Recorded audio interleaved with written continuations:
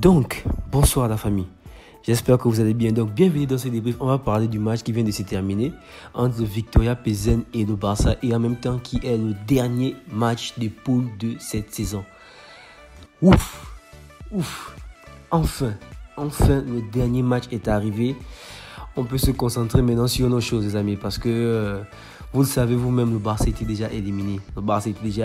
Donc, ce match, sans mentir, si c'était pas par amour pour le club et par amour pour cette chaîne, pour vous, j'aurais pas regardé ce match et encore moins fait le débrief, parce que le match, il était sans enjeu, les amis, sans enjeu, aucun enjeu, aucune importance du point de vue du collectif, bien sûr, sans importance du point de vue du collectif. Mais du point de vue individuel, quand même, il y avait beaucoup d'importance, il y avait beaucoup d'enjeux pour moi, je pense, en fait. Je m'attendais à voir quand même des joueurs motivés. Je m'attendais à voir des joueurs motivés, des joueurs surmotivés, même pour montrer à Xavi qu'ils ont leur place dans ce collectif.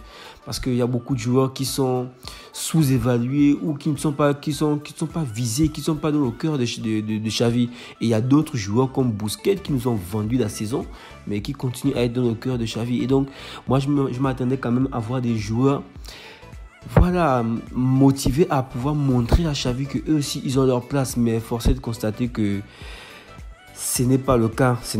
En tout cas, je me rends juste compte que certaines personnes ne savent pas profiter des perches qu'on leur tend. Je dirais ça comme ça. Ils ne savent pas profiter des perches. Ils ne savent pas profiter des occasions qu'on leur donne. Sincèrement, parce que c'était un match décevant, les amis.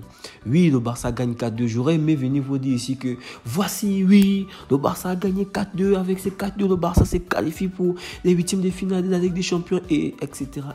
Mais le Barça a été déjà éliminé bien d'avance. Et en tout cas, j'aurais quand même voulu aimer voir certains joueurs. Il y a beaucoup de joueurs qui m'ont déçu. Le match lui-même, en gros, il m'a déçu. Et à un moment donné même, on a été bousculé par Victoria. Victoria s'est procuré des très bonnes occasions. En tout cas, une première mi-temps de Ferran, moi, personnellement, il y a des joueurs qui m'ont très déçu.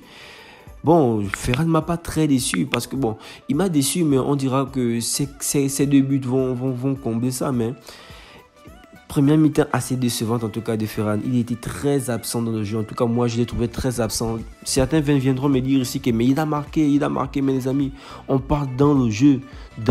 Parce que le match face à Victoria, ce match-là, une victoire, qu'on gagnait ou qu'on perdait, ça ne changeait rien. On était toujours troisième, même si on perdait. Donc, on s'attendait à voir quand même quelque chose. Et Ferran, on l'a pas pris à City pour qu'il vienne. Ferran est très irrégulier. Donc, j'ai été déçu. En tout cas, moi, j'ai été déçu. Et j'ai été déçu de plusieurs joueurs. J'ai été déçu un peu de Gavi, parce que Gavi gardait un peu trop le ballon. Je dirais qu'il était un peu égoïste. Il ne libérait pas, en tout cas, vite le ballon. J'ai été déçu un peu je dirais qu'il est Pablo Torre. J'ai été déçu de Rafinha. Rafinha m'a déçu, parce que Rafinha, c'est un talent, c'est un produit brut, mais il est très inconstant. C'est ça le problème avec lui. Il est très inconstant. Bon, il me rappelle un peu Vinicius au Real de Madrid dans ses débuts. Mais bon, Vinicius semble trouver maintenant le rythme qui le convient.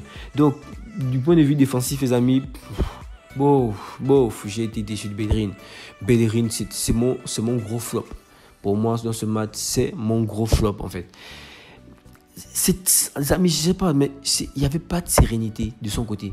Il nous a même mis en première mi-temps en erreur sur 2-3 occasions comme ça aux abords de notre surface.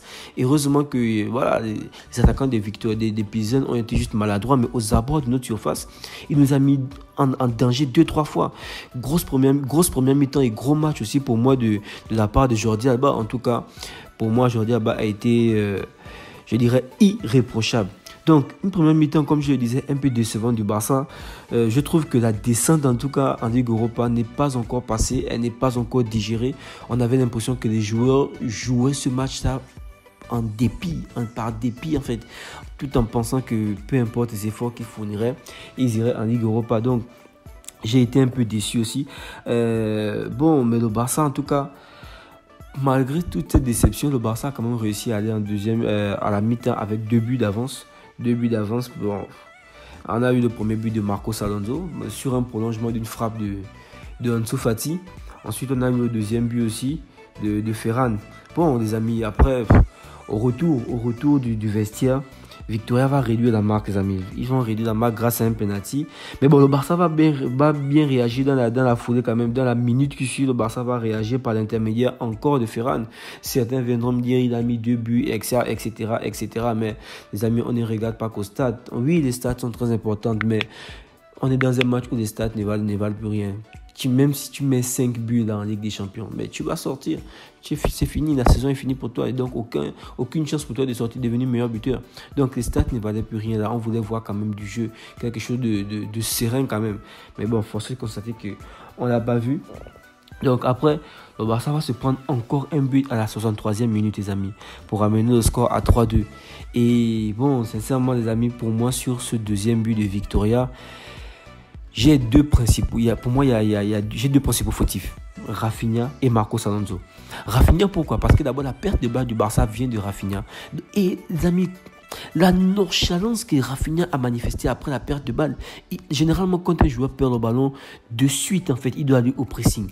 Rafinha, en perdant le ballon, il tourne le dos au jeu, il lève les bras comme quelqu'un qui est lassé. Et moi, ça m'a déçu. Les amis, ça m'a déçu, ça m'a énormément déçu. Déjà qu'il n'était pas vraiment présent dans le jeu, il est très irrégulier et que fréquemment, ces derniers temps, il est fréquemment au banc, mais il ne sent même pas manifester de l'envie à l'idée de vouloir changer cela. Même un match face à Plzen, donc il n'a même pas d'envie, de hargne pour pouvoir changer cela. Moi, ça m'a énormément déçu ce geste. Et ensuite, le deuxième fautif, j'ai dit Marcos Alonso, pourquoi?